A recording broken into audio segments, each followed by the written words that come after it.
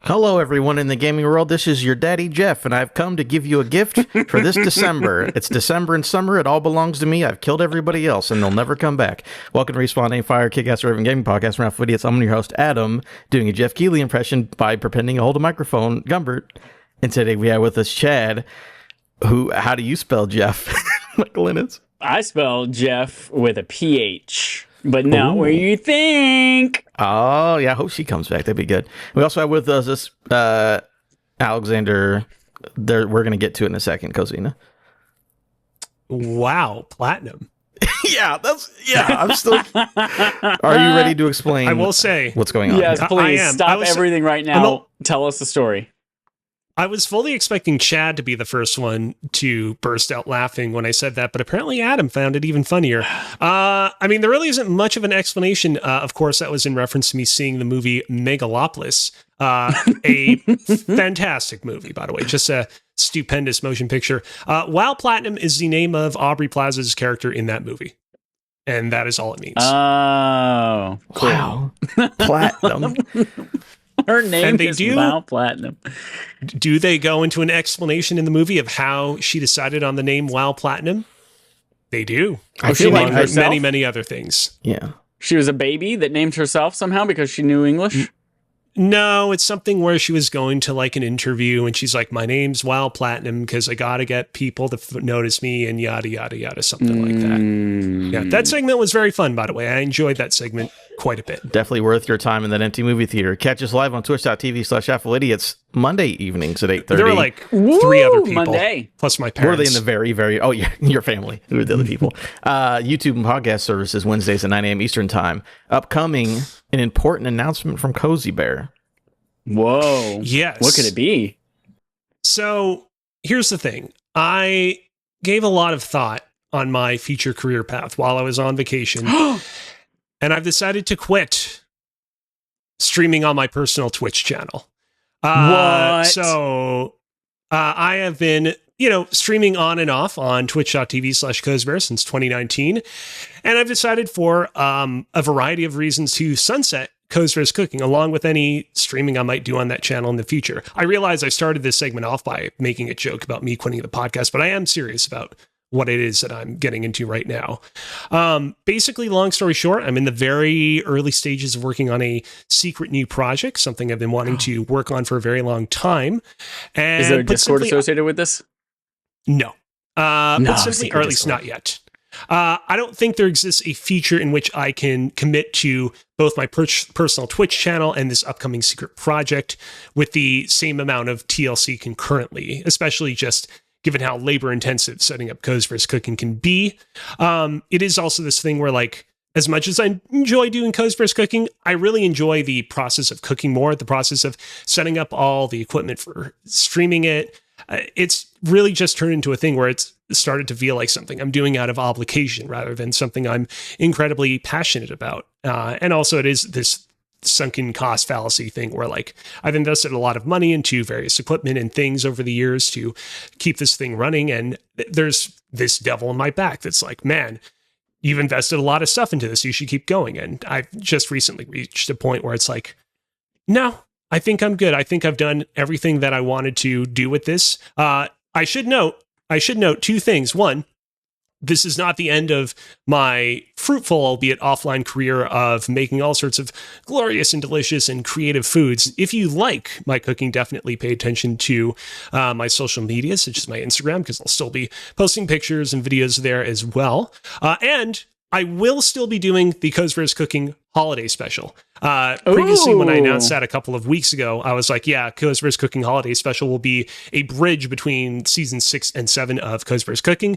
Season 7 is no longer happening because I'm closing things down, but I will still have the holiday special as a final last hurrah for Cosbear's Cooking and my personal streaming efforts. So look forward to that on December 4th if you want to see me streaming and cooking one last time. I want this to happen so bad, and it feels appropriate as like the send off for it. But for your holiday special, I would love if you had a stocking full of eggnog and you just have like a little nipple at the bottom of it, and you just drink out of it during the stream like a hamster in his little water bottle. You just go over there and just drink a little bit of eggnog, and you just get fucking toasted on eggnog via a stocking hanging on the wall. Yeah, you have no idea how easy that is, because I bought for Lisa's aunt last Christmas. She's a big wine drinker, specifically boxed wine drinker, and I introduced her to slapping the bag when I first met her, which is where you rip the box. Slapping the bag? So boxed wine is just in a plastic bag inside this box. So you rip the box off and you just slap the bag and drink out of the little spigot. And they had at Target last Christmas this little plastic stocking that just had the wine spigot in the bottom, so you could just dump your wine into it. So you could essentially just do that. There you go.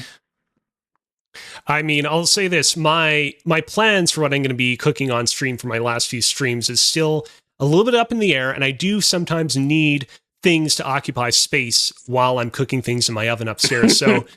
Maybe I'll make some homemade eggnog while I'm cooking up a mac and cheese upstairs. We will certainly find out.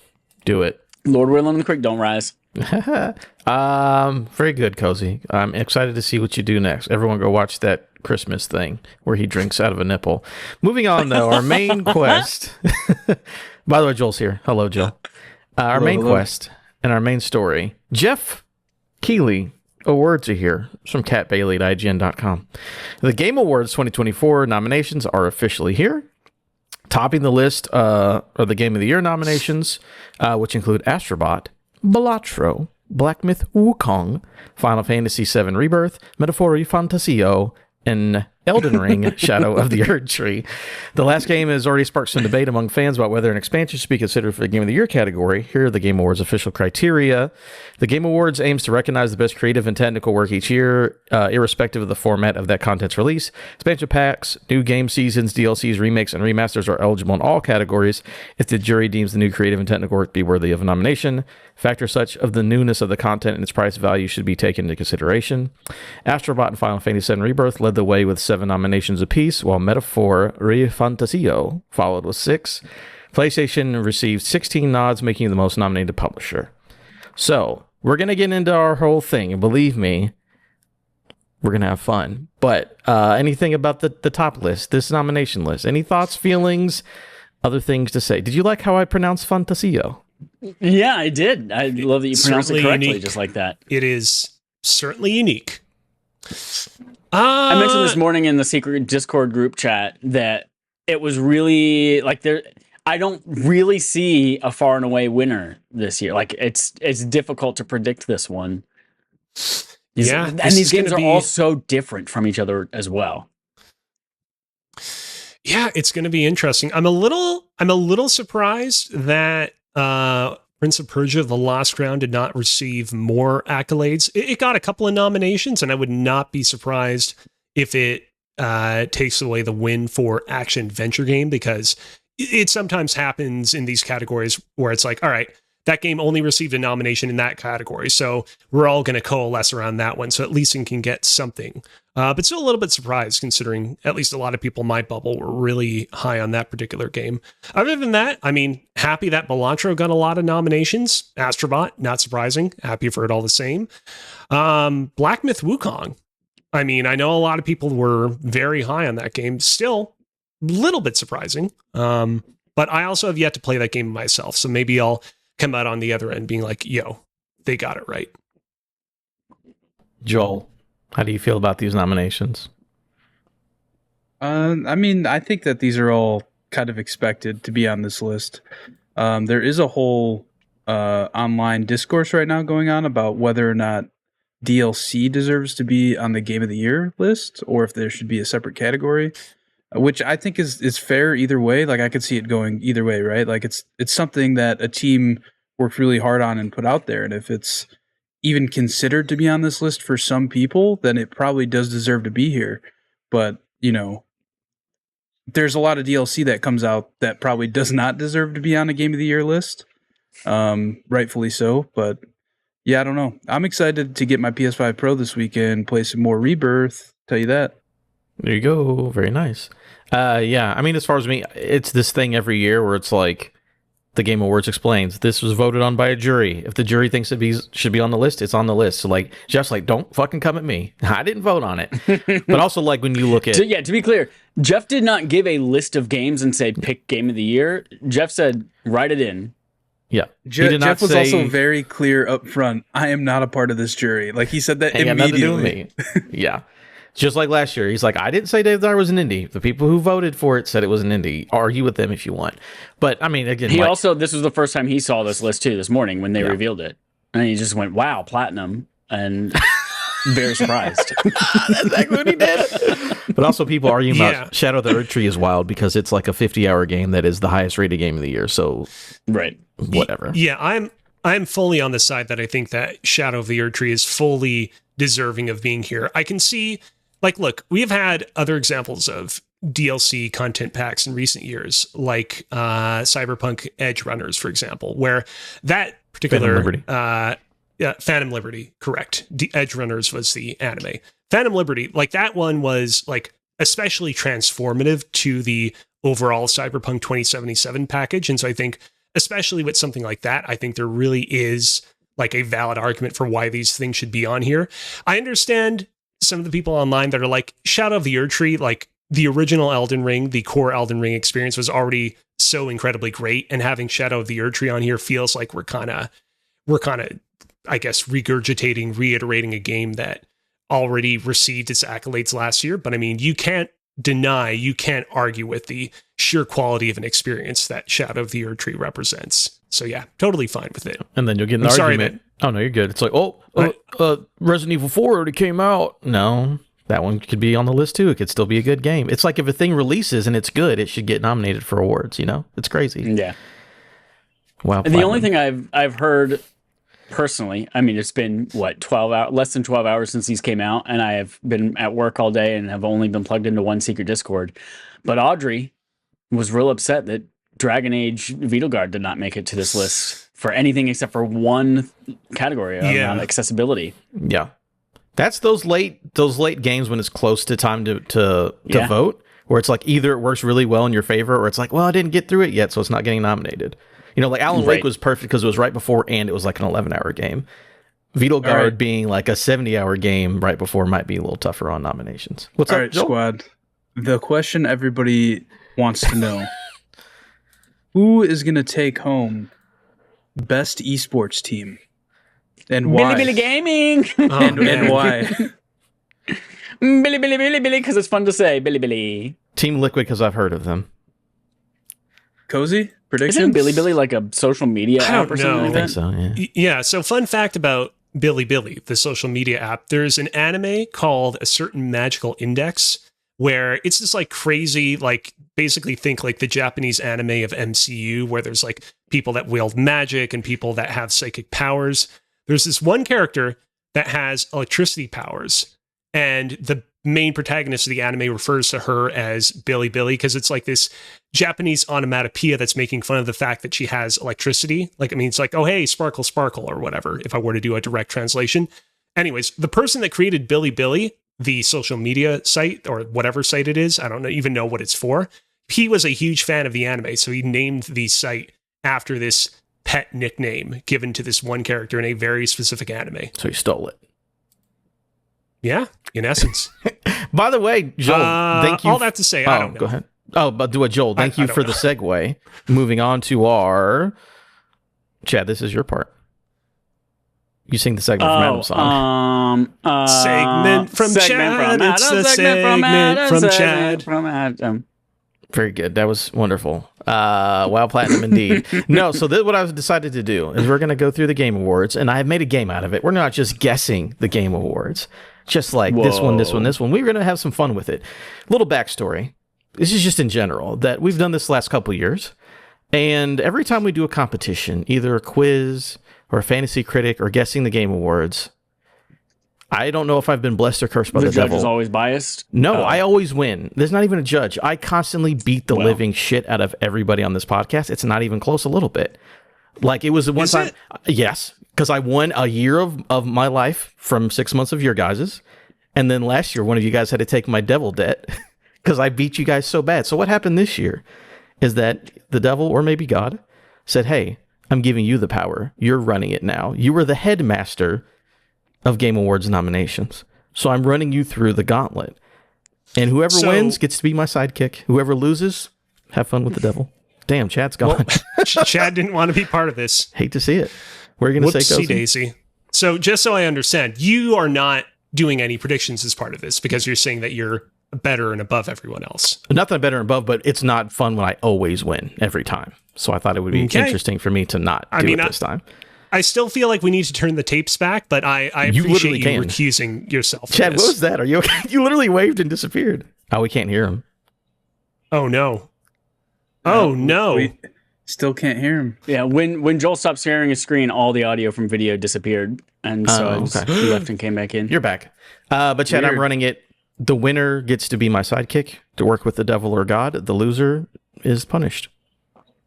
So I'm running this thing. So here's loser what we're is doing. What? You said, punished. I thought you said Punished. parched. I was like, you're going to suck all the water out of my body? So what I've decided to do, round 1 of Game Awards betting is what we're doing. I've given you guys some over-unders for those who don't sports bet and are weirdos. An over-under is I give you a number, and you tell me if it's going to be below this number or above the number. That's as simple as it is. So first up, over-under, Astrobot wins is set at 3.5. So do you think it gets more than 3.5 or less than 3.5? Astrobot is nominated for 7 total nominations at the awards. How well do you think Astrobot's going to fare? Oh, if it wins the number of things it's nominated for. Got it. Yeah, Okay. so do you think it'll be, basically, do you think it'll be 3 or less or 4 or more? So Astrobot wins 3.5. Who wants to go first? Give me their bet. Oh, hold on. I got to go find all the things it's nominated for. And I what do it's have up a link against. to the just gonna Wikipedia say- down here, by the way. I've already extensively reviewed all these. It is definitely going to be over. You think it's an over? All right, Alex. I mean, also think it's an over. You got to make bold moves if you want to win this. Absolutely. Now, Chad, we have 2 overs. Are you going to concur or are you going to go under? It's nominated for art direction, audio design, score and music, game of the year, game direction, and action adventure game. It's definitely going to beat Star Wars Outlaws and Echoes of Wisdom for action adventure game.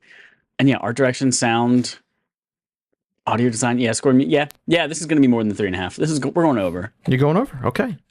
Going to get 4 out of 7 at least is what these guys are guessing. Speaking of another game with a lot of nominations, Final Fantasy VII Rebirth. The line is set at 4.5. It also has 7 nominations. By the way, I will include best performance. So if the person who was in Final Fantasy VII wins that counts towards your bet. So 4.5 for Final Fantasy VII. So this is the interesting. Do you think that it can hit that? Or are you going to counter yourself, being like, well, if Astrobot wins, this one can't win that? You know, how do you do in your bets? Some people hedge bets too. So whatever you want to do. 4.5 is the line This for was Final nominated Fantasy VII. game of the year, game direction, narrative, score and music, audio design, performance, role-playing game. RPG. Yep. I'm going to go under. Joel's going under. Yeah, Rebirth is definitely going to receive its accolades at the award show, but I feel like it's tough because despite arguably reviewing better than the original remake, this game, I think, has overall had a very mixed and complicated reception over the course of the year that has followed its release. I'm going to go under as well. Chad, what are you thinking? I don't believe Rebirth is the strongest of the trilogy. And for that, I'm also going to go under. Of a third game we've never even seen. Yeah, It's not as good as the third that's one. where all the story happens in this thing. Apparently, That's what they said about Spider-Man 2 and that Raimi trilogy. Next up, Metaphori Fantasio. I have the line at 2.5. Over, under 2.5 wins for Metaphor, which has 6 total nominations. Joel's already saying over. Sounds good. Joel, why are you Nominated for saying game over? of the year, game direction, narrative, I don't art know. direction, score and music, RPG. People love that fucking game. Like, everybody I've talked to that has played it says that they love it. And if you haven't played it, it's because you probably know you're going to hate it. By the way, I'm Keaton. I'm keeping track of what you're saying in chat because Keaton is also with us here, so I see you. All right, so Joel said over. What about you two? Sorry, just reviewing some stuff.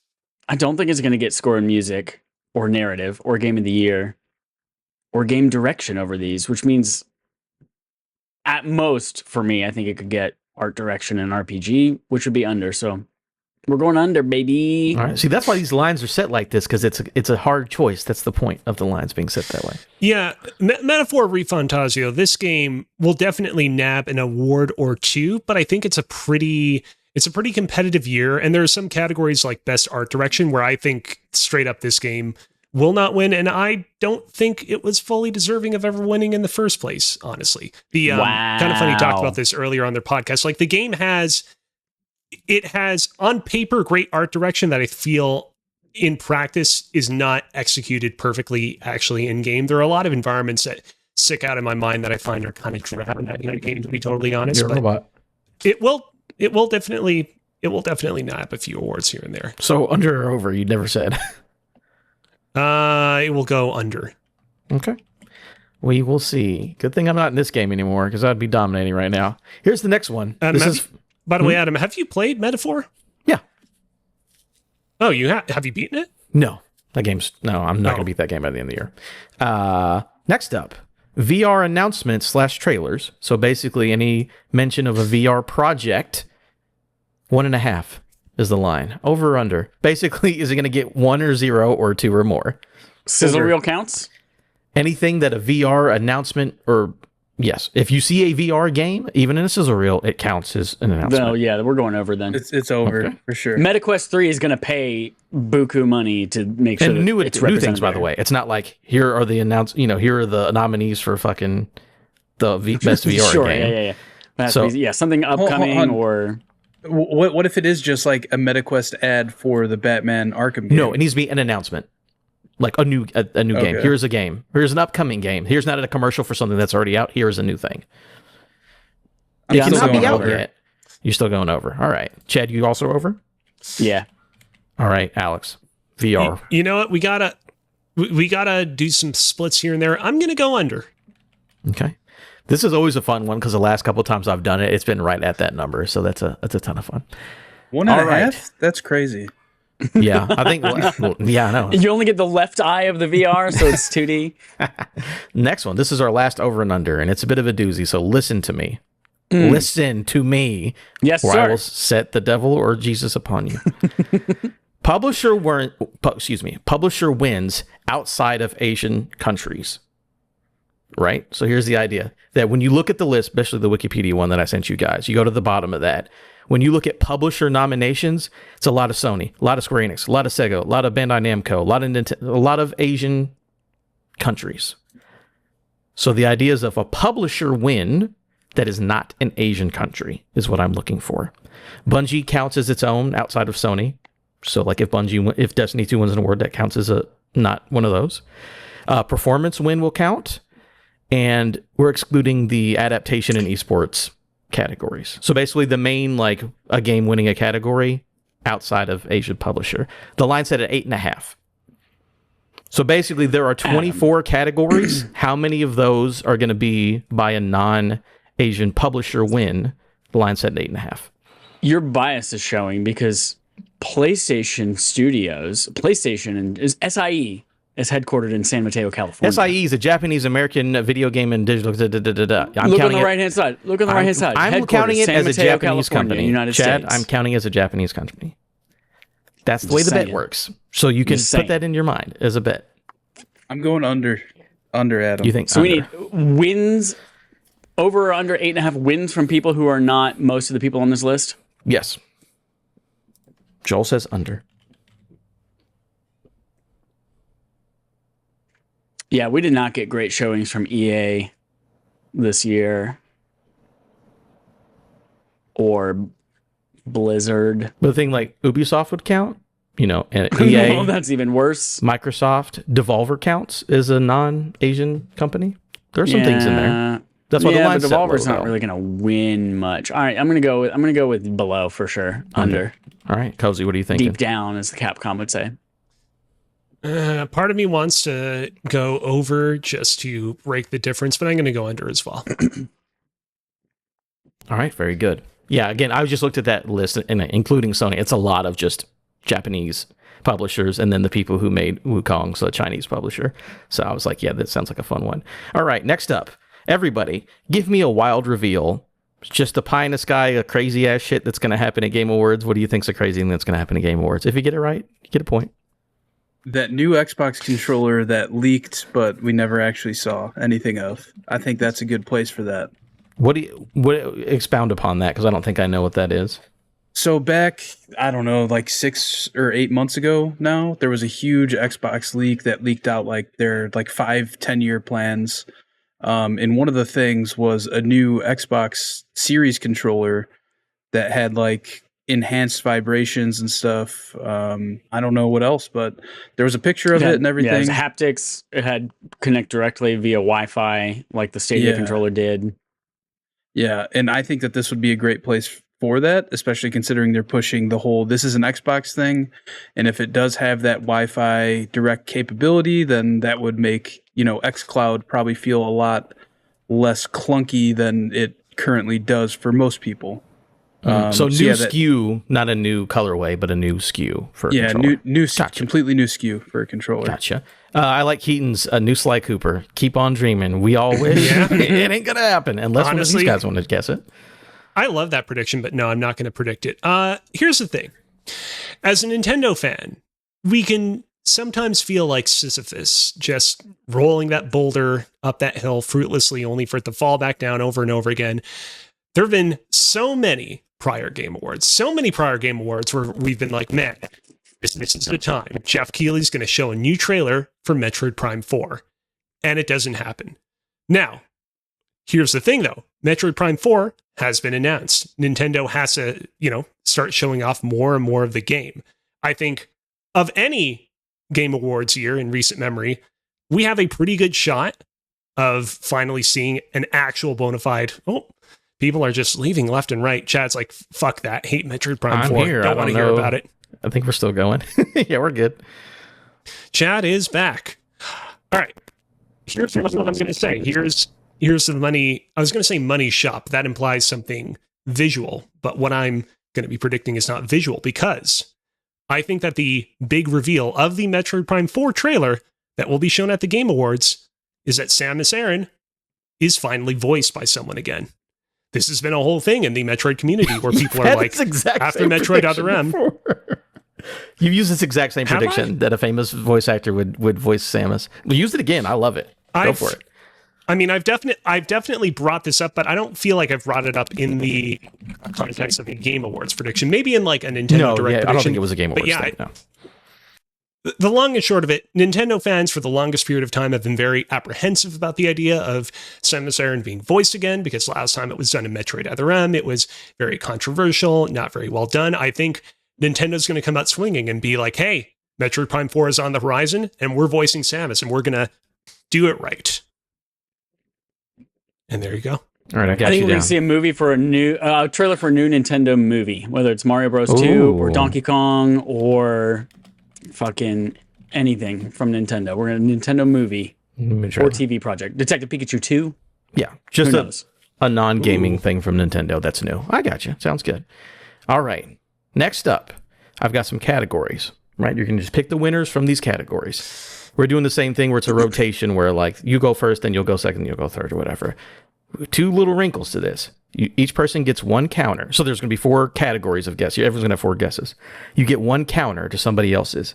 If you're like, that's going to be wrong, you counter it. You can get a point if it's incorrect. Kind of like Fantasy Critic. There's also another secret one called Devil's Choice. We'll get to that whenever we get there.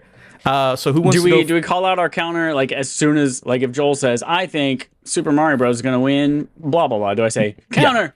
Yeah, okay. You can lock it in after they say that what they're locking it in as.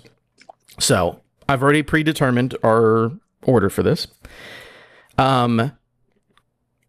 So Alex, do you want best multiplayer game, best family game, or best ongoing game? And you're guessing the winner for each category. Which one do you want out of those 3? And then you 2 will pick the remainder of those, so keep it in mind. I am going to guess that family game is going to be won by Astrobot. Astrobot family game. Astrobot. I don't know why you said it like Say that. That's Astrobot. Nobody wants to counter? No, we're good. Okay. Next up, Joel. Pick from multiplayer or ongoing game. Damn, that's hard. I'm gonna go multiplayer. Hold on, I'm trying to Okay. find. Yeah, I can't find cannot ongoing navigate. game. Ongoing. Oh, there we go. I cannot navigate this list. That's ongoing right there. You're trying to do two things but at once. I'm looking for a multiplayer game.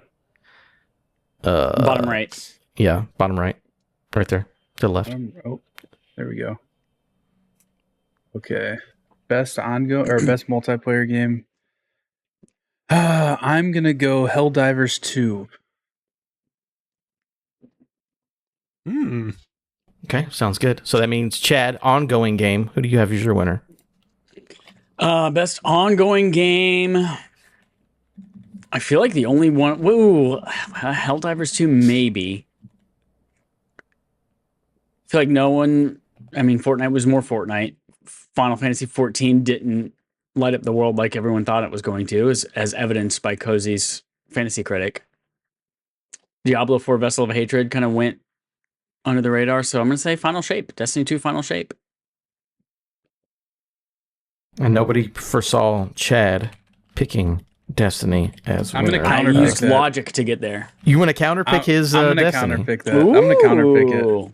Okay, I like it. I'm going Yeah, for so- it. I that's the one I would want to win, but I mean, Fortnite is Fortnite. I feel like it wins a So, lot, right? Yeah, but what did Fortnite do this year that was But again, who's noteworthy? voting for it? That's always the thing. I Not hope little you're baby right, Chad. boys. So basically, if anything wins that category except for Destiny 2, Joel will get a point. All right, next category. Joel, you'll be picking first. You'll be picking between Best Independent Game, Debut Indie, or Best VR/AR Experience. Oh, brother. So best AR VR. Wait, hold on. What was it? Best You can indie do game. best. You can do Best Indie, Debut Indie, or AR VR. You get your choice of which of those three you want. Best debut. I'm looking at him real quick. Mm-hmm. It'd probably be easier to look at the Wikipedia. Honestly, hold on. Yeah, I sent you a wiki link. Yeah. It might make it a little quicker for you. Best debut indie. Ooh, okay. I'm gonna go best debut indie game, Debut. Okay. and for that, I'm gonna go Balatro. All right. Sounds good. All right, Chad, you get to pick either indie or VR. I'm going to go VR, and I'm going to say Batman Arkham Shadow. Ooh, Devil's What Choice. about the horse? Ooh. What that Devil's on Choice here? is? The horse. No, the What, horse what? game is not on there. Unfortunately, we wish.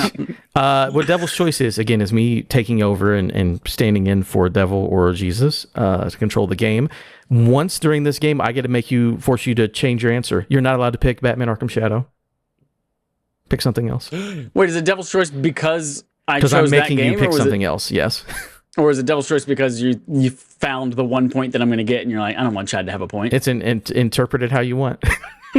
Pick something else that's not it's Batman Arkham because you Shadow. have too easy of a category. That's definitely what it is. Remember at the beginning of this when you're like, every year I just beat y'all's ass, and I was like, because the judge is not fair. And Hey it's not Chad, maybe objective? this is going to happen to everybody. Don't worry about it, bud. Can I choose a different category then? No, you got to pick Or do this I have to category. continue to pick this VR category. Mother Yep. Michael fucker. I don't This know. is I didn't even Asgard's realize Wrath Metro 2. Awakening came out. I like Asgard's how it's Wrath best 2 VR. got incredible reviews. Oh yeah, But I'm going like- Asgard's Wrath too. But then, hold yeah. on, Chad, just so I can finish my sentence. But I feel like public awareness on Asgard's Wrath 2 is definitely not quite on the same level as some of the other games on this list. Too bad he doesn't have a It's choice. the critic's no, choice. It's But I think Asgard's Wrath. If you know anything, if you're looking for a game to play in VR, and you do a Google search, I feel like this is the game that comes up. It's like perfect, 10 out of 10. Only play it on Facebook's fucking privacy sucker machine, and so. That's what I'm gonna Okay. put. I know Arizona Sunshine did not review well. Metal Hellsinger VR, no one played because they played the regular game and it wasn't that that good. one And got Metro good reviews, Awakening, but it's what? definitely Who knows? it's a black horse pick. All right, Cozy, it's your turn. You have to pick from best indie game. Best indie game. I am Gonna vote for Balatro. Okay, sounds good. Next up, Chad, Okay. you get to go The first. devil didn't appear for that one.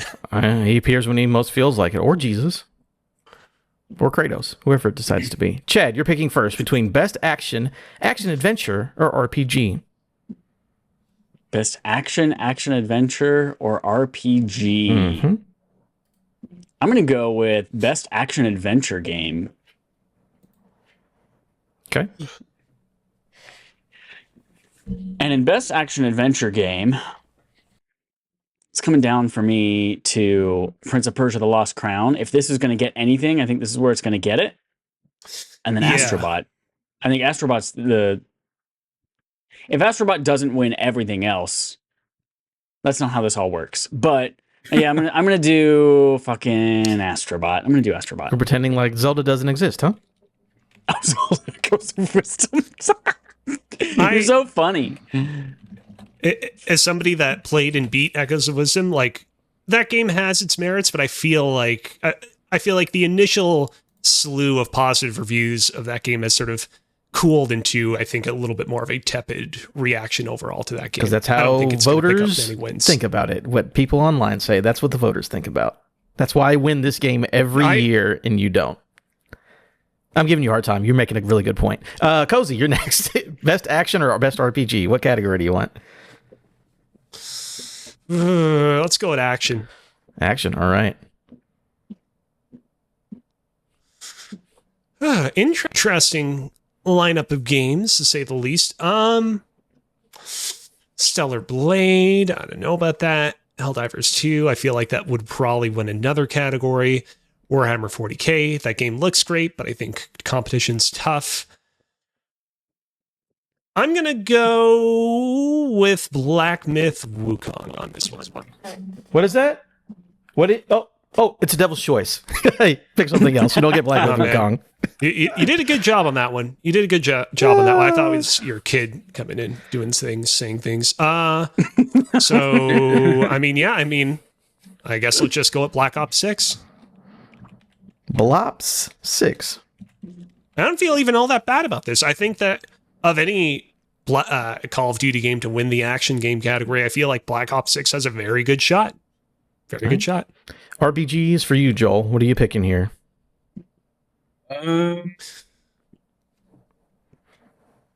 Whatever he picks, I'm counterpicking it. This I'm is going a to go tough one, 'cause, Metaphor Refantazio. Counterpicking. Metaphor for RPG. Chad is counterpicking. It sucks because this category just has 3 of the 6 Game of the Year category or Game of the Year nominees in there. So that's wild. All right, Chad, you're counterpicking Metaphor. Very Yes. good. I mean, that's a good, if you're going to pick a category, this feels like a good one. All right, moving on to our last and final one.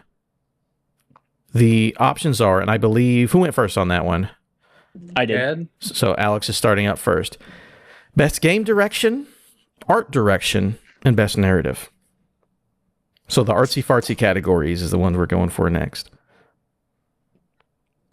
Game direction, art direction, narrative. Let's go. Just to point out how I'm put at a disadvantage again, that's now 2 of the 4 categories that I go last in.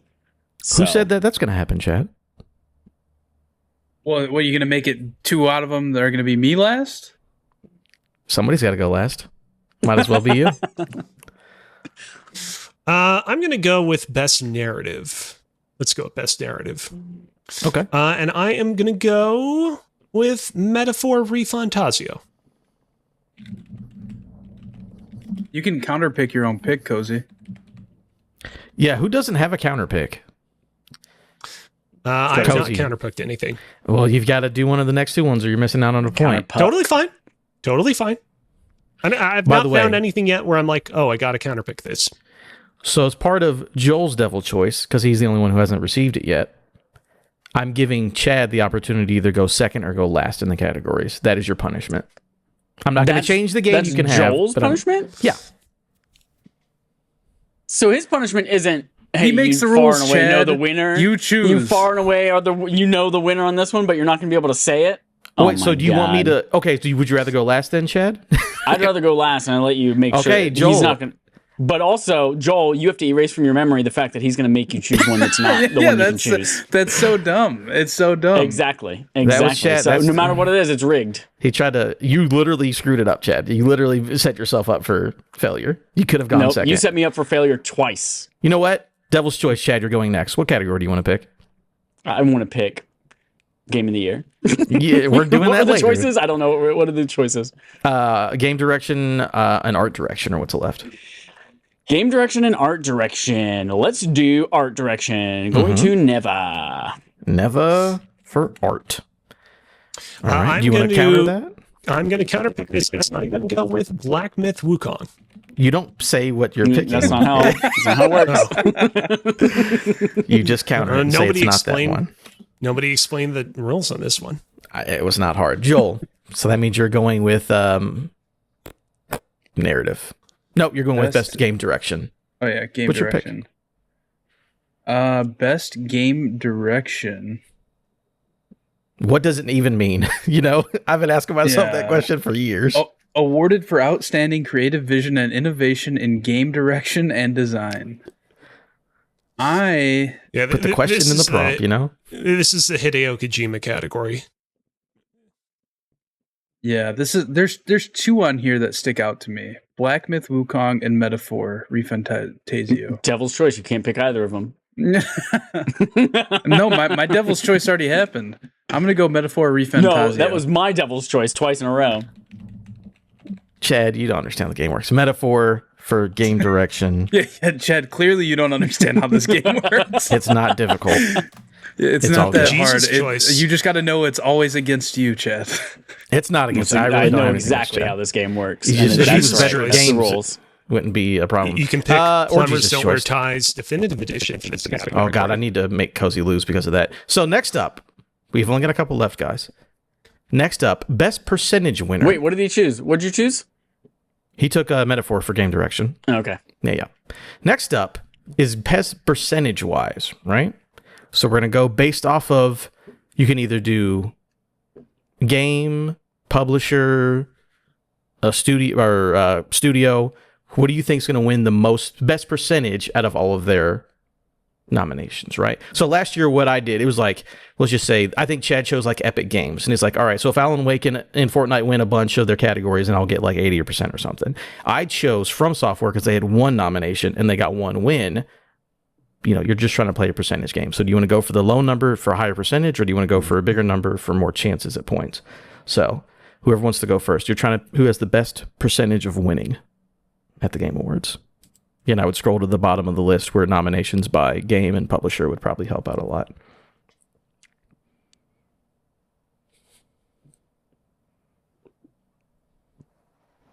What are we thinking? Chad, what are you thinking here? I have no clue.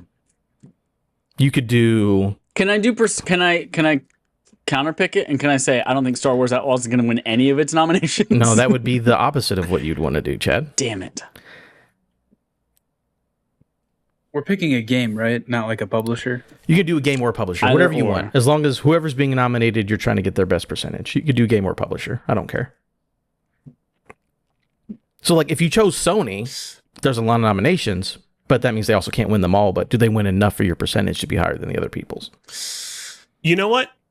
I'm going to throw my hat in the ring. I bet that Dragon Age The Veilguard will win all of its nominations because it is only nominated for innovation and accessibility.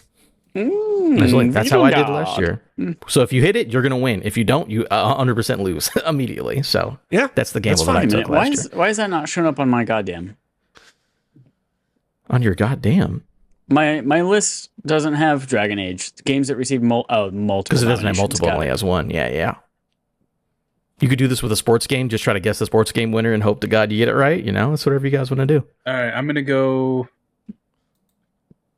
I don't know. This is hard. Oh, I'm surprised that college football isn't on best sports game. Right? That doesn't make any sense to me. Literally the best selling game of the year, not a nomination. Okay. I'm still playing it, which speaks volumes. Yeah, we'll get to that in a second. Do you buy the theory that it's because so much of the voting body on the Game Awards is like international, and for them it's just like a harder sell to get college football in there? I mean, yeah, there's no Madden on here either. Well, in years past, there's Madden on. I think it's just who plays sports games at these publications. What do you want to throw on there? I guess I played this one. But the international thing probably something to do with it, too. Okay. I'm going to choose Elden Ring. What are you picking, Joel? I am going to pick GTA 6 for most anticipated game. Okay. GTA 6 is the game you're going for. Oh, fuck. Yeah, that's the easiest choice on this whole fucking thing. So if they get it... But it wasn't in the thing that Adam drove my attention to, so I couldn't even see that it was an option. Another category I was looking at was best adaptation. Mm-hmm. I feel like that could be an easy-ish one to pick one. Chad, what do you want to go for? You can go for one of the Where ones the that are fuck is singles. adaptation? There it is. Right above most anticipated. Oh my god, Knuckles. Y'all remember Knuckles? Yeah, not great. I mean, yeah, that's why I'm saying this is probably one of the easier categories to find a winner. No, yeah. So, this is based on number of people who are voting, Yes. not who's what is voting, getting the yeah. best critical reception. So I'm going to say Fallout and best adaptation.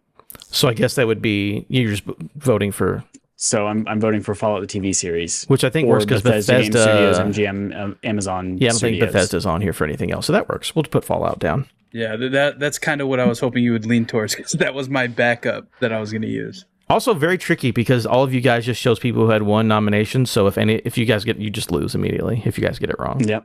So Yep. we'll see. Well, what don't happens. worry. The game's already set up for me to lose immediately. It's so literally we're not. good. It's you picking I'm- things. I'm telling you right now, Yeah, if GTA 6 does not win that category, this That's whole stupid. fucking award show is rigged. It's dumb. All right, next up, surprise winner. Basically, you're picking one that you think would not be the consensus to win the category. If we agree, you get to put on the list. Surprise winner and a category, doesn't matter. Pick a game that you think is going to do better than people think it's going to do. Or, adaptation, I suppose, if you wanted. But yeah, what's a surprise winner for you guys?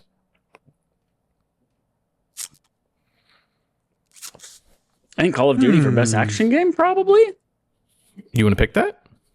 I don't know if Call of Duty has won a lot of things in the past, but Black Myth and Helldivers and people got boners over Stellar Blade for multiple reasons. I just feel like that's not a popular choice for best action game. How are we scoring this? So if, say, Chad did choose Call of Duty, and If we it won, agree he that ju- it's he the just gets 1 underdog point? and he gets it, then he wins and he gets a point. Yeah. Okay. Yeah. Just a simple, like, someone who's not likely to win and we agree, and then they get a point if they get it right. Do you want to go Call of Duty for best action? Well, if you all don't agree that it's the underdog, do I get to choose something else? I think it's the underdog. That didn't answer the question that I asked. What? I mean, you'd have to pick something else if no one agreed, I Okay, suppose. then yeah, I want to go with that one. Yeah. I think Black Ops 6 is fair because I think that Black Myth is probably more likely in that category, personally. I think it's an underdog. What do you guys agree with Chad? You want to give it to him? Sure. Yeah, I'm fine with it. All right. I mean, I was forced to vote for Black Ops in that category, but I think that's a valid argument. Okay, what about you two? I'm still looking. I'm looking. Do you want me to give you some suggestions? Sure. Anybody in best performance, because who fucking knows? You know what I'm saying? I think they're all underdogs because I don't think nobody stood out this year to me.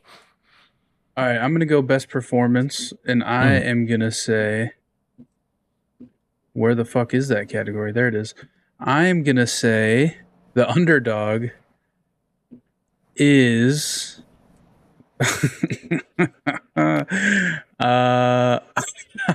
It's right here. It's right here. I swear it's here. I'm going to say the underdog is Humberly Gonzalez as K-Vess. I'll give it to you. Star Wow, Wars that is Outlaws. a real underdog pick. Yeah. Yeah, some would say shouldn't even be in here. Shouldn't be on the Yeah, list. like, that's not a dog at all. I mean, hold on. Did anyone here play Star Wars Outlaws? Yes, I Joel beat did. it and forgot he Joel did. beat it. I beat it and forgot Did I you, did when like- we recorded the podcast 2 days later. I'm guessing you were not particularly fond of Humberly's performance in the game. I couldn't get past like her face in the game. Like it looked like her face was like a different art style than everybody else's in the game. And every time her face was on the screen, it just distracted me. And her hair was really bad. I wasn't a fan. All right. Cozy, you've got it. I'm going to go to Games for Impact. Oh, you're a I'm gonna robot, say, buddy. You're good now. Oh, am I better? Yeah. Good. We'll have to review the tapes later, see how much of a robot I was. Games for Impact. I am going to go with Neva. I think that, looking over this list, you can make, I think, much stronger cases for, say, something like Tales of Kinzera Zhao being a much more worthier candidate for Games for Impact. I think Neva, I saw a bit of scuttlebutt of people on the internet being like, in what way is Neva a valid game for Impact? Aside from it, being this indie game with a unique, distinct art style and it being about a dog potentially dying. But I think I can see that having a shot. I can see that upsetting the category and winning it. I mean, works for me. As the only person here that's played it, will we allow it? I do agree that I don't feel like it belongs in a category about art direction and like interesting narrative and cool, but like impact, no. So yeah, well, I'll call this underdog. And that's what makes me think that it might win it. The fact that it got in this category at all makes me think that there's a bigger contingency of people that think of that as a valid game for impact than I think we might think it to. All right. But I still think it's an underdog. Sounds good. We are on to it. Big winner. Game of the year. Geoff Keighley has 17 people on a stage. That guy with the flute comes back. Everyone's enjoying their time. They play all the music. And then he pulls out an envelope and says, here's my big dick. And Game of the Year is... And what do you guys think is winning that award at the end of the night?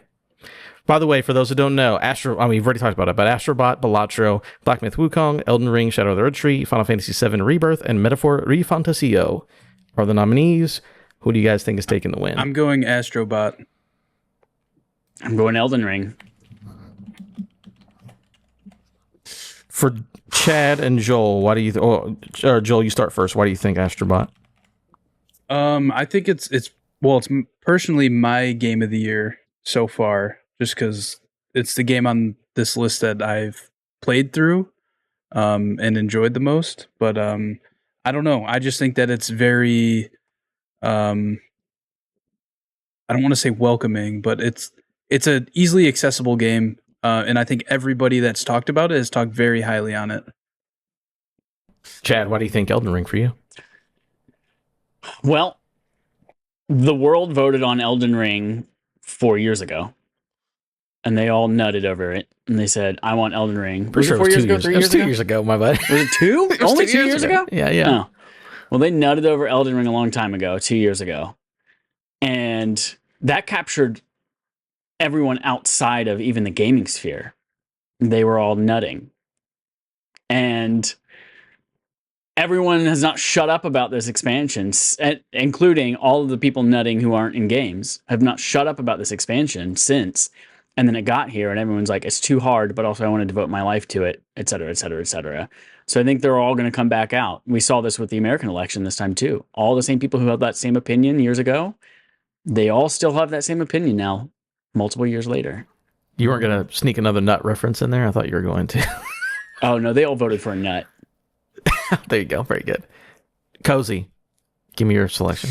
I am going to go with Astrobot. And the reason why I'm going with Astrobot is basically, long story short, I'm reminded of how back in 2021, Kind of Funny did their big old Game of the Year video for themselves. And in a bit of a surprise to the company, they ended up collectively voting for Ratchet and Clank Rift Apart for their Game of the Year for that year. And in analyzing that game's victory after the fact, they're like, yeah, I think what pushed this game to the top was just the fact that the most people among us had played it, and it was just that game that kind of like broke through as being a game that everybody could enjoy on some level. And I think it's going to be a very similar thing with Astrobot, where I think the voting populace of the Game Awards, I think, is going to be predominantly made up of people that have at least played Astrobot and will have some positive opinion of Astrobot, to the point where I think that just through sheer numbers game, it's going to probably cinch this victory. Okay, cool. That's my segment. Me and the devil or Jesus have decided that these things stand. And the winner, go the spoils. The losers, I'm sorry, not good things are coming your way. I just can't wait to win those things back on my life. Like all those years that I lost. You're never getting those years back. You're never getting those years The back. Game Awards, once again, are December 12th. So Peacock Theater, Los Angeles. Peacock, Theater, Los Angeles. nothing. Buy your tickets now. All right, moving on to Hold on, playtime. Oh, what's Adam, going on, bud? you should have done an over-under for how many games get announced that Jeff Keighley also throws a hint in there like, oh, I've played a little bit of this and I really enjoyed it. I'd put that Because in. he loves Yeah. he loves doing that. It'd be 2.5 or 3.5 because he definitely does it a couple times every time. So I played this game 2 years ago at the studio. It was a great. Yeah, he loves doing that shit. You're right. Me and Kojima are best friends. All right, moving on to playtime. Chad, I just want to start with you because it's all emojis, and I'm very curious on what these emojis mean. All emojis, all a mode with emojis. We'll start at the bottom because it's real quick. I just want to say, I officially now have all of the diamond rarity cards. So the 1, 2, 3, and 4 diamonds in Pokemon trading card game Pocket. And feeling pretty good right now. Still got to get all the like holographic 1-star, 2-star, 3-star crown cards. But yeah, I am now. Pack pulls are so much less interesting now because I almost never get a card that I don't have, and life is sad. So I got that. What is speedrun? Yes, speedrun. So the one right above that, Astrobot. I went back as I was like, all right, let me see how things are on the new PS5 Pro. And not that I was expecting anything to be different in Astrobot because they didn't even say anything was. I was just like, I got my new system and all of my games were arranged alphabetically because it didn't have the history of what I had played on my old system. So I was like, oh, this is top of the list. Yeah, I do want to jump in there real quick and just see what these new things are about. And so, yeah, I beat all 5 of those, and all that content was done in like 12 minutes. And I was like, cool. We'll come back to this later. There were a lot of Helldivers.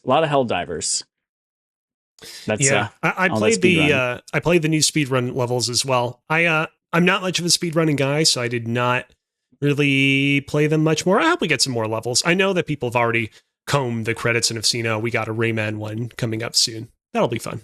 Yeah. These were not as difficult as like the shapes levels in the original game, but they are more difficult than really. Yeah. Third on that list, Destiny 2 Festival of the Lost I got the butt cape that I needed for my Titan. This was if you were able to focus your class item, your exotic class item, then you get a guaranteed one of the 2 perks that rolls on it. You get a guaranteed perk on that. So I finally got one of the 3 god rolls I was looking for my Titan with the Spirit of the Assassin and fucking whatever the second one was that I can't remember anymore. Is that the pumpkin? But I got it. This the Destiny Festival of the Lost? So Destiny 2 Festival of the Lost is... Wait, it's not even Halloween anymore. Why are they still running that event? It started like the day before Halloween because they were off their fucking game. Gotcha. But yeah, you shoot people with pumpkin heads and they burst into candy, and then you use that candy to focus items and all that. Oh, I remember doing that 100 times in a row because there was no other event to do. Yeah, wonderful. Yeah. Right above that one, fucking Warzone, baby. We're boning. Circle's closing. Smoke's coming in. Warbone. Woo! Boners! We've, since Warzone came out, we've called it Warbone. Oh, okay. And the bat signal phrase you put out in the text message secret Discord is, we boning? Anyone boning? You gonna go bone? Anyone want to bone? And you all go bone in Warzone. By the way, so, was Joel aware that you guys are calling it Warbone? He joined the secret Discord later and caught on. Okay. Because I was going to say, I feel so bad for Joel right now running the show, trying to figure out what do these emojis mean. But I mean, if he knew that you guys call it Warbone, I did not tell him what these emoji, whatever the fuck. I did not tell him what they were ahead of time. So yeah, but we be boning. It's already we be boning. We be loyal scouts. We blows boning. Little Boy Scouts. It's already confusing enough because you guys all write these like crazy abbreviations for all the games you've been playing. And this time around, Chad was like, you know what? No, I'm going to do a bunch of emojis. And some of the emojis aren't even necessarily going to be representative of the words. It's going to be things like pumpkins and candies because that was the Destiny related event that I was running. Yeah, we played Resurgence on the new map. A little baby map, because that's, I guess, Resurgence is always a little baby map, and that was kind of fun. But the map is cool. The map is cool, I guess. Yeah, I mean it's garages and buildings and zip lines that are in all the for Warzone reference. maps, The map is the Nuketown like creation site, so it's like where they're manufacturing all the Nuketown assets for the maps. I'll be honest, people say Nuketown all the time. Like, oh yeah, Nuketown. And then in my brain, I'm just like, Fallout? And you're talking about, nope, that's Nuka-Cola. I don't even know what Nuketown is, nor do I have any tie to it. So whatever they make in Nuketown, we were there. Mannequins and houses, But- baby. The real good shit was last night. We played some quads in Bone. Actually, in Resurgence, we got second place. We didn't get a dub, but we got second place. And then last night, I think of the best place we got was fifth. But we played regular ass Warzone, where it's 4,500 people all on an island getting closer and closer together, and you got to play more stealthily, and you don't immediately get revives like you do in Rebirth. So everyone's playing a little bit closer to the chest and not jumping out and just shooting people like crazy. And whew, this felt like the pandemic in a good way. It didn't feel like I was trapped. Okay, at that home, could have gone a couple ways. but it felt like peak pandemic when we were all sitting there doing nothing and we were playing Warzone, warboning every single night for like 4 or 5 hours. So yeah, it was me, Matt, Dallas, and then Joel was there. I know this might seem, why'd you say it like that? This might seem like a weird thing that I happen to be in the same party as Joel, because usually Joel doesn't like to invite me to play video games with him. Mhm. And in fact, he didn't invite me. He didn't invite me at all. What? And and then I had to basically kill John Hansen to get a spot in this group. To I had to go to wherever John Hansen lives I didn't and invite murder him. anybody. I got invited Exactly. to play. Exactly. Uh-huh. I will say I haven't gotten an invite from either one of y'all for Call of Duty. So Oh, well, see, it was taken. I had to kill John. I didn't feel like killing anyone else that night, so. Hmm. But it was great, having fun. And then Joel was like, I got to go to bed because I have a real job. And we were like, cool. And then Matt and I and Dallas stayed up and played trios. And trios was even more fun than quads because Joel wasn't there. And also 3 was, it's like, I don't know, something about having 4 people per squad is just like so much more hectic. 3's a good number. You go in, you like take somebody out, and they have 3 people around them to come fuck your day up right afterwards, and you're like, oh shit. But like 3 people, there's a chance that like they're off on their own. You can pick people off. So it's a little bit.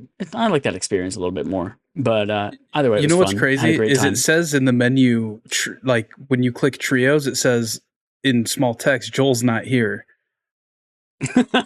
So going in that I'm not there. I've But no, noticed that. this is a game I've played quite a bit over the weekend. I agree with everything Chad said. Resurgence, it's hit or miss. It's very fast paced, so if you die, you respawn right away. This is something I enjoy playing when I'm playing by myself, just because playing in quads, like Chad was saying, in normal Warzone, it's definitely slower paced, and it requires a lot more communication, I feel, than Resurgence does.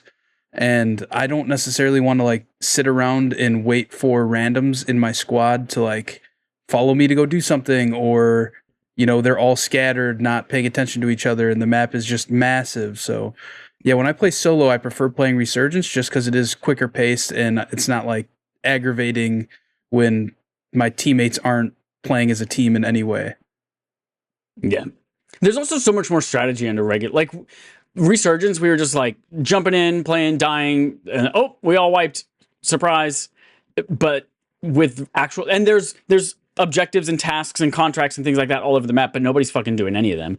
And then you get into regular Warzone, and we are purposely, all right, we are dropping here specifically. We need to stay alive. We're going to get to this contract. That's going to show us where the new circle is going to be. We're going to skirt around the left side of the circle up here so we can avoid that gunfire over there. We'll buy a UAV. Like, none of that shit exists. I mean, it is there, but nobody uses it in Resurgence because it doesn't fucking matter. Because you don't need a UAV to tell you where everyone is, because you get shot, you're just going to come back in 12 seconds. It doesn't matter. So I enjoy that, little bit more tactical approach of regular ass Warzone. But like Joel, I'm not going to play that with randos. I'm going to play that with my best friends and Joel. And so we boned. And then the other game that I've got on this list, Dragon Quest 3. And for those of you at home not looking at the emojis, we got a little crown and a little book to represent a quest log for quest, and then a clock whose time is showing 3 o'clock. Yeah. Dragon Quest 3. HD 2D remaster. This is a game, it is a remake of the NES game, which is a prequel to Dragon Quest 1 and 2, which was remade on Game Boy Color and is now remade HD 2D style in like a, what the fuck is that game? Octopath Traveler's type style. So Yeah. it's a gorgeous game. That's anything in that style. I just want everything from that time period to be in that style. Gorgeous game, great 3D environments with all sorts of beautiful lighting effects, with your 2D sprites walking around, and it's a gorgeous game. It is exactly that game with a few updates. Like there's the option to always have the whatever quest objective it is highlighted on your map, which was not the case, at least in the Game Boy version. I assume not in the NES version, because I remember trying to figure out where the fuck to go and what little tiny plot of land to search on the screen to find whatever fucking orb I was looking at. So yeah, there are like a couple of quality of life things, but other than that, the systems are very much the same. So it is an old JRPG system from the fact that, like, if you want herbs to heal your party members while you're out, each party member has their own individual pack. So like my party leader, who I've named Glizzy, might not have any medicinal herbs, but my little jester lady, who I named Batman, she might have some. And while she's not hurting, she might have to use hers on Glizzy in order to heal him. And then you have like an item pack, which you can't even access in battle. So if you don't have these items assigned to your characters already before you get into battle, you don't get to use any of this shit. And so it's definitely that it is that old school RPG with all of those systems still in place. The weird quirks of Dragon Quest battle, where like you can't choose a monster from a group to fight. You just say, I want to fight the bunnies that are in this, and then so and so is going to fight the bees, and you don't get to pick which one you fight in particular. It's just like, cool, my character is going to tackle one of those three. I hope it's the one that I want to kill quickly or efficiently. Anyway, great game, beautiful game. I'm going to continue playing it because it's the game that made me fall in love with RPGs. And I'm like 5 hours into it, and it's great. End of story. Also, PS5 Pro, you do still have the choice, performance or quality mode, and there is still a difference for an old-ass HD 2D remake of a JRPG with sprites. And yes, the quality mode does have less little anti-aliasing all over, like the little stones and the walkways and that kind of stuff. So thought we were out of that mess, but we will never be out of that mess. Ted, I have a question. So this game interests me just because I love the art style and I love some of those old, JRPG games. They are remaking 2 other Dragon Quest games as well, right? 1 and 2? Yeah. 1 and 2 are coming out in January or February, I think. So is this one of those kind of games where it's like Final Fantasy, where this is its own story in 3? Or like, do I have to have played the other 2? Or are they tied together in any way? This is a prequel. So it came out afterwards, but it is set before the events of 1 and 2. Okay. I don't think I've ever played 1 and 2. I think we played 4 and 5 or 3 and 4 when I was a kid. So I honestly don't know the events of 1 and 2, and I played all of this. Granted, it's been 25 years probably since I played it, but I don't think you have to have the context of the other ones. And it is a what is it, late 80s, early 90s JRPG. The story is, there's an archfiend that's going to destroy the world, and there's a hero that's been told that's going to come save the day. That's the story. You got to be careful about that archfiend. Yeah, you're not missing a ton as far as story goes. Cool. Good to know. That's all my emojis. Joel. Why can I see Adam on the stream, but I can't see Adam in Video Ninja? I'm here, buddy. I can see you. He's here. Yeah, I can see everyone else. I'm going to leave and come back. Yeah, no problem. Joel, what have you been playing? All right. And there goes Chad. I've been playing Call of Duty, and that was it. That's all I played. Oh, is that it, Joel? Is there not another game you've been playing, or? No, I've only played Call of Duty. That's crazy. So, Chad, I remember last week that Joel gave you a big thing to read, a big announcement, a proclamation of his matchup, and you're muted again, in college football. Yeah. But he's saying he doesn't remember playing it. So the only 2 games I played more Dragon Age. I am like 60, 70 hours into that video game now. I've got my romantic partner. I think I've got it figured out. I'm out here killing archdemons and fucking having a good time. The game is amazing. I'm literally doing crazy shit constantly. Everything's a fucking set piece. It's wonderful. But then I also, so everyone play Dragon is great. I also beat Joel in EA Sports College Football for the championship. I am the national champion. I did beat Joel, even though he made a big proclamation about him winning last week. The return of Gloat City. Here comes Gloat City coming in on its ready old train, ready to gloat all over everyone. I was like, what is Adam setting up here that Joel doesn't want to talk about? I didn't realize Fax was gloating. That like if I factually won a thing, that's me gloating. No, he's gloating. He's definitely gloating. Now, what I did last week, not gloating. That was not gloating anything. That didn't count. No. To be honest, that was ChatGPT. Like, that was just the internet making all of that as well. So, but no, I finally got one. We've all got one, so now it doesn't matter. Whoever wins, none of us can win. Who gives a shit? We've all got one, so it feels great. I am struggling this year, I will say. New players every year. I want to say it was an absolutely insane game. Oh, it was easily my best game that we've ever played. Like straight up, it was crazy. It went to double overtime. We had a blocked punt with 2 seconds on the clock. This game had everything you could imagine. It was insane. And this all means so much to Chad. I could tell. It means so much. No, all this means to me is Joel was finally around for Gears of Wednesdays, and he played with us for 3 minutes before he said, "Oh, Adam knows it's Gears of Wednesdays, but he wants me to go do a draft, or I have to go click a button to move on. I'll see y'all later." So that's all EA Football means to me, is that Adam pulled Joel away from us the one time that we got to play with him. Gotcha. That's the recompense for not inviting me to play Call of Duty ever. But that's it. Dragon Age Esports. I'm just, you guys are sharing custody of me right now, and I'm the kid in the middle of this divorce being pulled back and forth. You already got your weekend, Chad. You already got your Gears of Wednesday, Chad. Oh, funny. Cozy, I'll let you talk about the stuff you did. This past week I was not here on the Respawning Power podcast because I was down in North Carolina. If you ever were to travel to North Carolina, you would find there to be 3-ish big cities. You got Charlotte, you got Fayetteville, you got Raleigh, and I was in the center of that Bermuda Triangle of cities. Fayetteville's a big city? Fayetteville? No, it's not. Oh, Fayetteville. There's not much going on there at all. It's college. It's not college, military town. I remember there were so many advertisements in the airport. Wilmington? Oh man, you got to go and where they see filmed all Dawson's these things, Creek?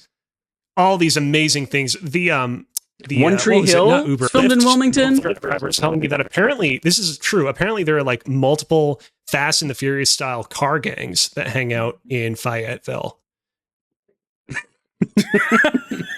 True story. Anyways, at the center of that Bermuda Triangle, for anyone who's curious, it's Fayetteville.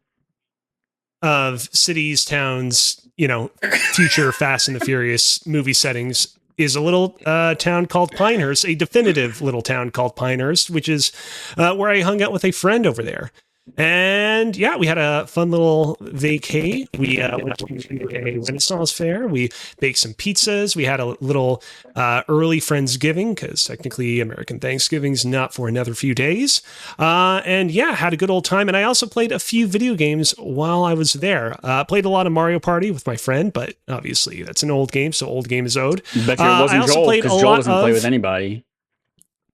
No, definitely not Joel. I also played a lot more of Balatro. Remains as addictive as ever. Very special game. I think my time with it is slowly coming to a close, but I think I still can extract a whole lot of blood out of this stone.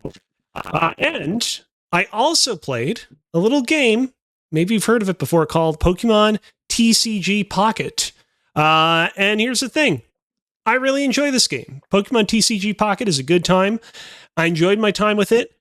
Ultimately, I don't see myself playing a whole lot of it right now in the moment, because I feel like between Pokemon Go and between Balatro, I've kind of got my Pokemon and card game bases covered. It was one of those things where as I was playing it, I was like, man, as much as I am enjoying this battle system, as much as it does a genuinely great job of onboarding me on how to play the Pokemon TCG game, better than I've ever had in the past trying to learn this game, I find myself drawn back to Balatro right now because I'm still so much in the mindset of wanting to play that game. But I can definitely see myself picking it up in the future. In the case of Pokemon Go, for example, I played that game a fair bit at launch, and then it honestly took me like 2 years to be reintroduced to it. And then from there, it was basically hooked on it until, probably until I'll die at this point. So I can see myself later on really getting into TCG Pocket, but maybe not quite right now. Cozy, there's something Wow. there's something about your Yes. trip I want to ask you about, and I'm gonna share my screen here. You Great. posted Great. on Is it Blue about? Sky. You Oh, said this. Yeah, this yeah. is from Cozy Bear on Blue Sky. I'm stuck in the Dallas-Fort Worth airport for another 10 hours due to missing an earlier connecting flight. Stay tuned for more updates as my sanity continues to dwindle. Now, Cozy, I'm not as curious how you missed a connecting flight or what you did in this 10 hours. I'm more curious why you booked a flight from North Carolina to Dallas to Montreal. Yeah, right. This is a Okay. haul. So, first off, I appreciate that you were not ready to immediately pounce on me again for Fayetteville, however it is that you pronounce it. We can move past that. We don't need to talk about it anymore unless you guys want to talk about it, in which case I will abstain from talking about it. What happened here was, and unfortunately I have to talk about Fayetteville again because basically my closest trip back was for me to take a lift from Pinehurst to Fayetteville, take a plane from Fayetteville to Charlotte, take a plane from Charlotte back to Montreal. It was very rainy that particular evening in Fayetteville. And as a result, my plane coming into Charlotte was late. I would have gotten a hotel, but the airline would not compensate me for it. So I'm like, all right, what's the next closest flight or next closest series of connecting flights? And they're like, we can fly you to Dallas, and then we can fly you to Montreal. There's literally no other sooner flight or series of flights that will get you back home to Montreal. And I weighed the calculations, and I was like, yeah, I guess I got to go with this. And so that's why I was trapped in Dallas for 10 hours. I think I would have rather ate $100 and just stayed in a hotel instead of 10 hours in an airport, which sounds like the worst deal. I understand why you did it. Obviously, you didn't know there was going to be a delay, but 10 hours in an airport's rough. I've done that shit. It is. I never do that shit. It was rough. It was rough, but I did use that time to work on a couple of projects, and I actually finished Play Nice, which is the book recently released from Jason Schreier on the history of Activision Blizzard. Gotta say, excellent book. Definitely highly recommended, even if you only have a passing interest in Blizzard or just want to kind of deepen your knowledge and understanding of the way that video game companies work, how companies as once beloved as Blizzard can find themselves in turmoil like they have over the course of the past couple of years. Really interesting to read back into the kind of old history of Blizzard and learn about how, as somebody who's only really been paying attention to what's been going on with Blizzard over the previous couple of years, I'd kind of gathered my idea into this head that Blizzard used to be an idyllic place. There used to be an idyllic period for the company where things were great. And then after it was purchased by Activision and Bobby Kotick started interfering with things, that's when everything came crashing down. And yeah, this book really taught me that that is not the case. Obviously, Blizzard is a company that has gone through many different phases. It's been through rough times. It's been through better times. But from day one, that company has a chaotic, a very kind of chaotic life. And I'll leave it at that because there are some crazy and fascinating stories in the book that everybody definitely needs to check out to be seen to be believed. So yeah, go check out Play Nice. I mentioned earlier that I played through some of the Astro speedrun levels. Very fun. Last game I want to talk about. I finally got around to playing a little bit of Mario and Luigi Brothership. This is a game that got a very split critical reception upon its release. It's gotten some 8s and 9s from some outlets, but it also has gotten scores as low as 5, such as the 5 it received from IGN.com. And so I've been very curious to check this game out, see how it fares compared to some of the other Nintendo games that have come out this year, especially considering that, a lot of the other Nintendo games that have released this year so far, like Princess Peach Showtime or Zelda, have been, kind of disappointing to me. I logged about 5 hours into this game, and I made the executive decision that I am going to finish this game when the Switch 2 launches. In the 5 hours I played of it, Brothership was delivering on a lot of the things that I felt like was missing from a lot of the other Nintendo games I played this year. The writing, really snappy and funny, but also even heartfelt in moments. genuinely felt like a major step up from what I was getting out of Echoes of Wisdom or Princess Peach. Game's level design, environmental puzzles felt a lot deeper, more challenging than the latter two titles as well. Game's got some pretty fun RPG battles that I still not fully unlocked all the mechanics and systems of, but definitely there was the promise of something really deep there. On top of that, the game looks really good. Like, it's definitely one of the better looking Switch games I've played, especially from Nintendo's first second party stable of studios.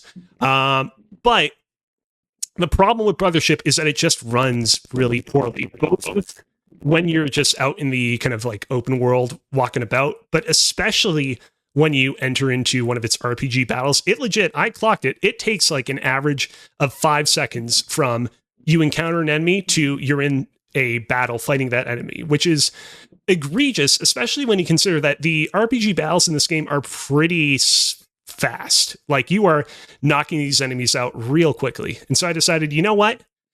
However I end up feeling about Brothership in the long run, whether I'm end up being pleasantly surprised by it or whether I end up being disappointed by the end, I feel like I'm only going to do it a disservice if I continue to play it like this. And so I'm going to wait for the Switch 2 to release and fingers crossed hope that it will have a improved mode, or they'll maybe release a patch or an improved version of the game that I can upgrade to for free or for a low minimum fee that will run a lot smoother.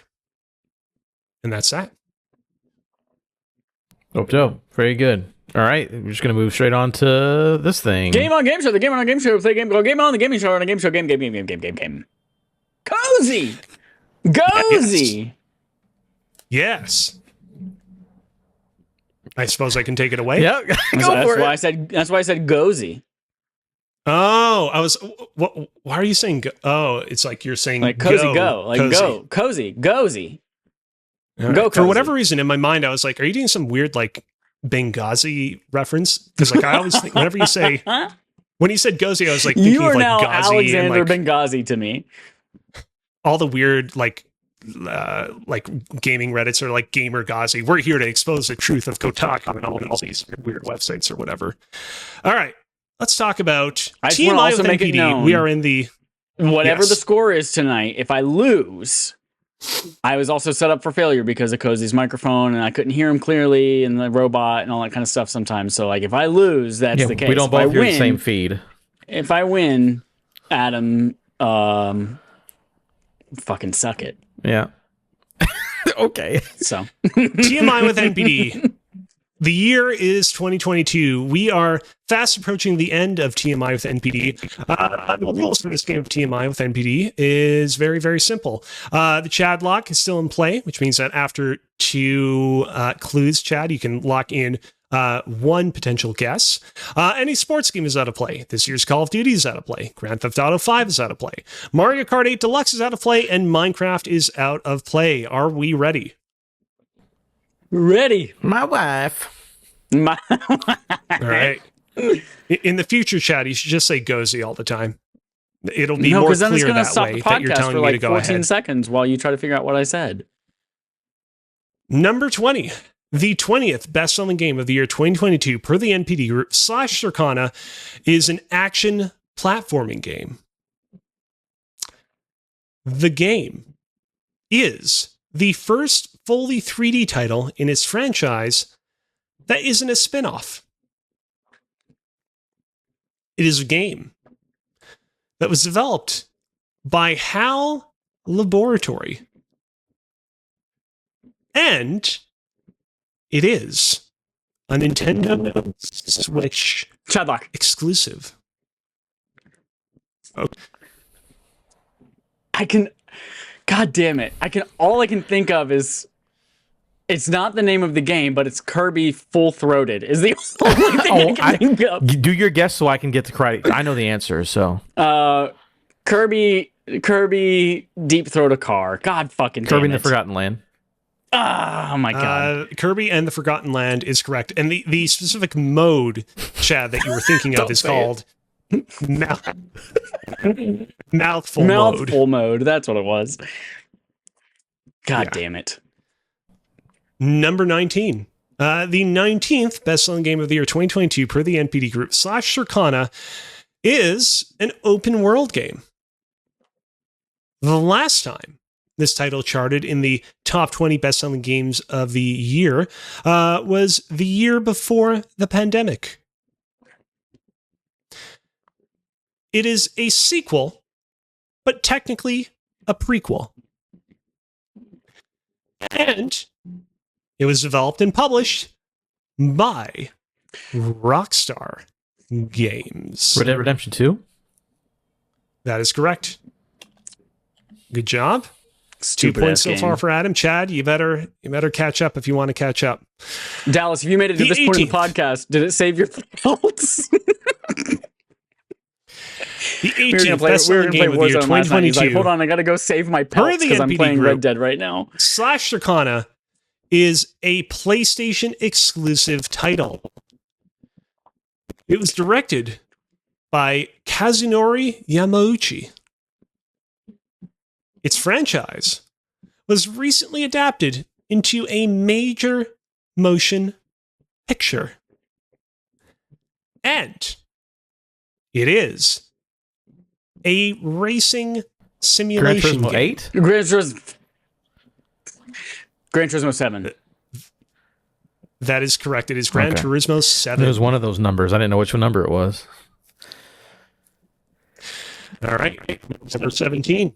The 17th best-selling game of the year 2022 per the NPD group / Circana is NBA 2K22. NBA 2K22. For a bonus point, can you tell me how many millions of copies of NBA 2K22 were sold between September of 2021, which is when it originally released, and May of 2022, per an earnings call that Take-Two Games conducted that May? 12 million. 17 million. Those are both. I'll give you a hint on top of a hint. Those are both too high. 8 million. 8. Jinx. Do you want to change that answer, Chad? No, I'm gonna keep it 8. You owe me a Coke. Those are also both too low. The correct answer was 10 million. Well, hate to see it. So no points around there. But we How got many close. Snowbike Mike $100 characters did they sell though? Right after the game came out. 100. So many.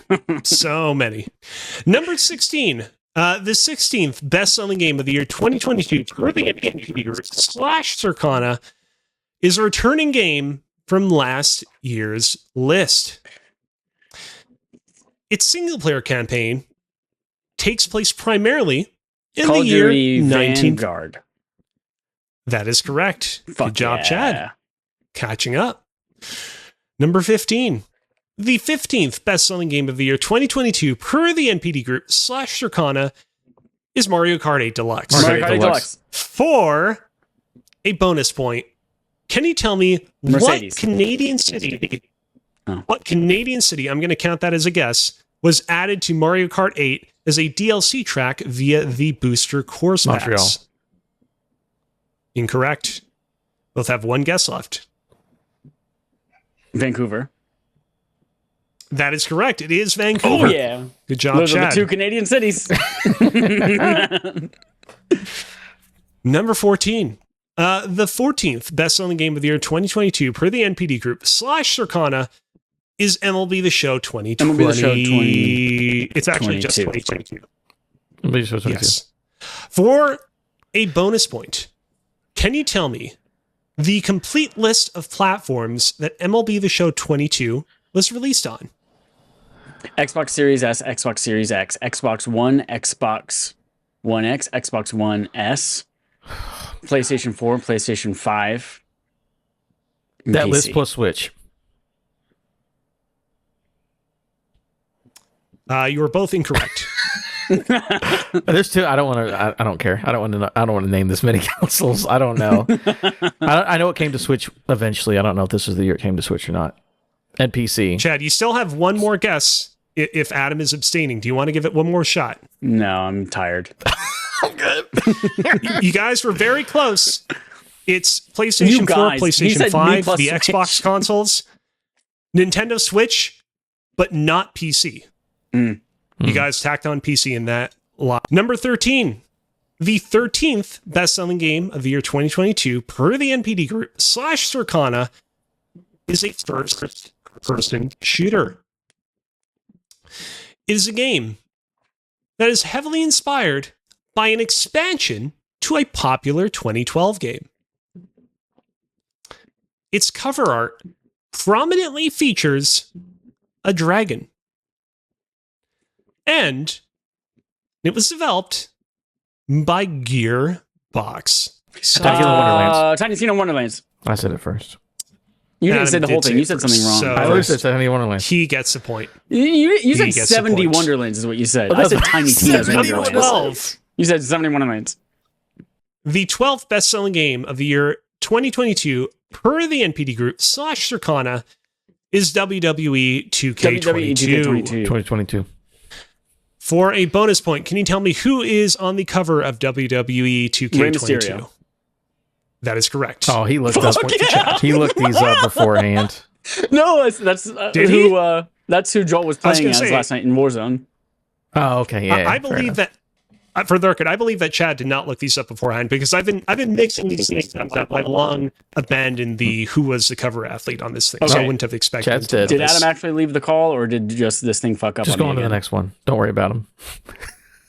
I can, Is he still here? it's weird because on my end, I He's can here. see all three of you Oh, and wow. hear all three of you, I Okay, I'm couldn't. gonna leave and come back. but Oh, I can. apparently Adam cannot see him. When he said I can leave and come back is when I could see him again. Whatever. He'll be back in a second. What number are we on now? 11? Are we in the top 10 yet? 11. Okay. Yes. Very cool. Well, almost in the top 10. Yeah, we're getting there. They're a little bit longer because we're in the final stretch. Yeah, that's fine. 2 weeks from now, we'll do what 23? is it? 2023? Yeah. And then we will. Well, I'll talk about the plans for the future when we get there. Okay. So we'll get there when we get there. Very cool. All right, Chad, we're on number 11 now. All right.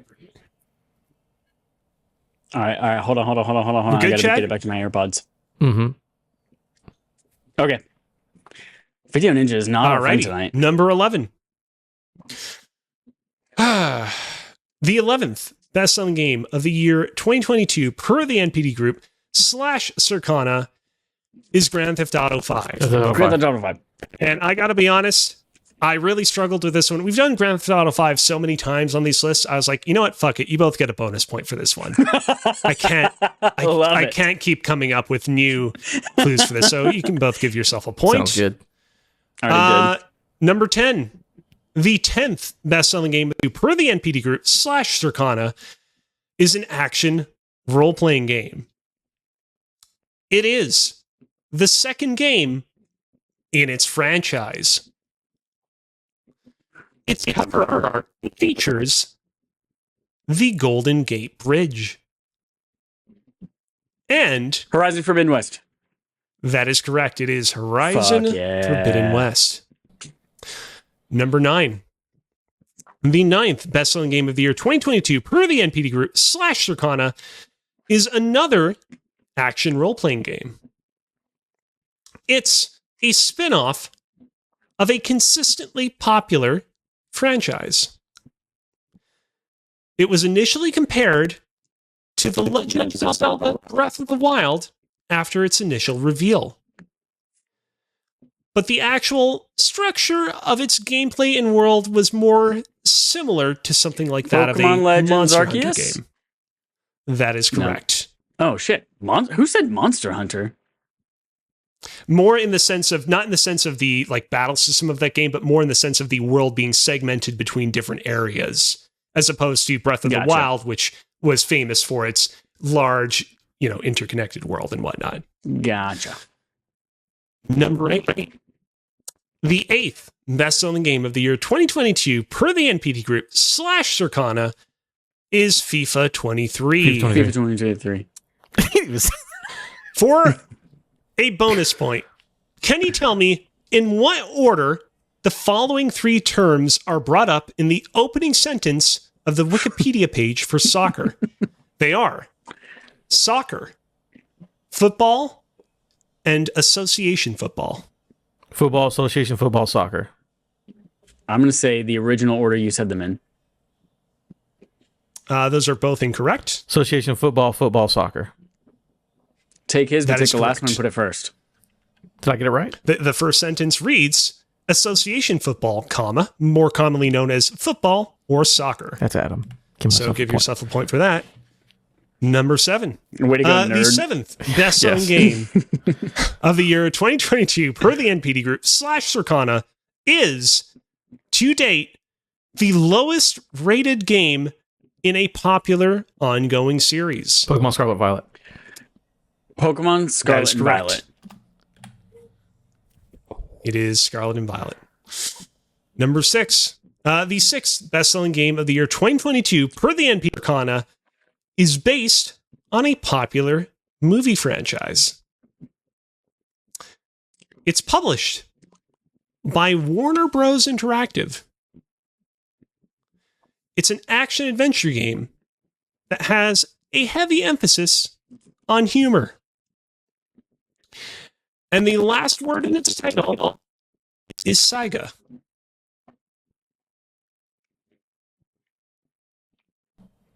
Oh, go ahead and I will read the clues once more. No idea what you're talking about. No. The 6th best-selling game of the year 2022 per the NPD Group / Circana is based on a popular movie franchise. It's published by Warner Bros. Games. It's an action-adventure game with a heavy emphasis on humor, and the last word in its title is Saga. Going once. Going twice. Joel, do you know what How this is is? this Do you have any popular guesses? No clue. Jill doesn't know what it is either. The answer is Lego Star Wars: The Skywalker Saga. Warner Brothers threw that off. Yeah, it's gotta say, very rare that you both are stumped by one of these, but we'll see if there are any When more what stumps was that that, await sixth? you in the top 5. Yeah, I'm 6. Yeah, number 6. Good game. The 5th best-selling game of the year 2022 per the NPD Group / Circana is the 9th main installment in its franchise. Its name references an important mythological God of War event. Ragnarok. That is correct. What were those words? God of War Ragnarok. Oh, okay. God of War Yeah, Ragnarok. I mean, you said it twice. I'm gonna start just going, and then he's gonna say correction. I was like, yeah, No, I he said knew what I said. He can understand me. Pokemon Scarlet. We and say Violet. Fayetteville the same way or whatever. Fayetteville. The 4th best-selling game of the year 2022 per the NPD Group / Circana is Madden NFL 23. Madden NFL 23. For a bonus point, can you tell me how old John Madden was at the time of his death? Oh, that's tough. 71. 73. Both incorrect. 68. I will say that you are a little bit too low. Oh, well. Oh, also incorrect. 76. No, he was 85 years Damn, old. really? What Lived the to fuck? a ripe old age. Rest in peace, John Madden. No points for either of you. Number 3. The 3rd best-selling game of the year 2022 per the Elden NPD Ring. Group / Circana. That is incorrect. And I will count that. Got his ass. Is NBA 2K23. I was NBA going to give 2K23. away what it was. For a bonus point, can you tell me the name of the Canadian-American professor who created basketball in the late 1800s? John Naismith. Le Mont Saint Michel. That is... both of those are incorrect, but you have one more shot, Adam. Yeah. I think his last name is Naismith, but I don't know the rest of it. Just say Elden Ring. I'm going to say that Elden Ring Naismith is also incorrect. I was looking for James Naismith. Okay. Close, but no cigar. James Number John two. Jingleheimer Smith, you know. We're The second Ring. best-selling game of the year 2022 is indeed Elden Ring. Good job on that one. Just know that I got it out there first. I was just ahead of my time. Yeah. yeah, Sounds he's on the wrong one though. So Sounds like someone that's quite a bit ahead. And number 1, the number Call of one Duty. best-selling game. you gonna finish that, Chad? Call of Duty what? Best-selling game of No, the year Call of Duty's out of the 2022 game, per so this is him the revealing NPD it. Group / Circana is this year's Call of Duty. Can you guess what it is?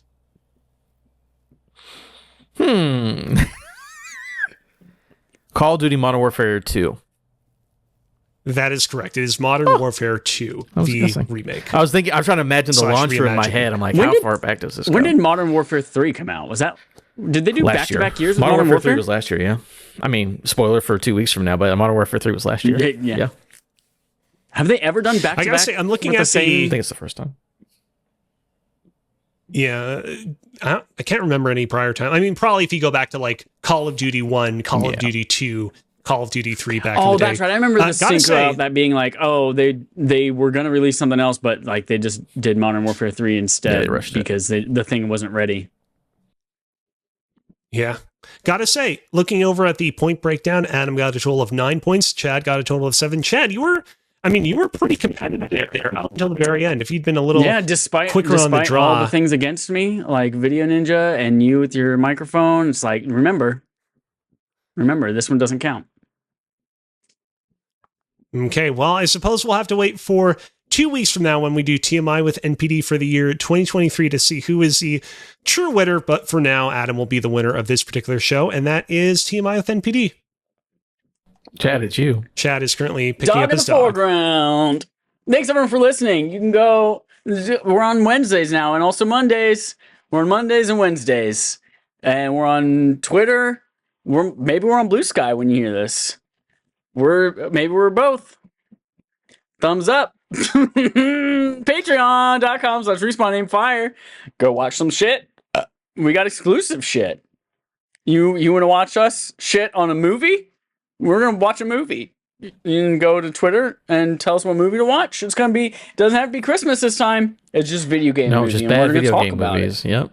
But if you wanna vote on it, that's on Twitter. But on Patreon, you get that early. And Chad is spiraling like Cozy at the Dallas airport. if you don't want to go to Patreon, but you can get last month's old one, and it's Jeopardy. It's not Jeopardy. It's Jeopardy, but it's not Jeopardy. But you get it, right? You get it for free. And it's on YouTube and podcasts. And it's going to come out on Mondays and Wednesdays, except for this one's on the first, whatever day. It's a Sunday. That's it. Until next time, here's our usual sign. Wow, platinum.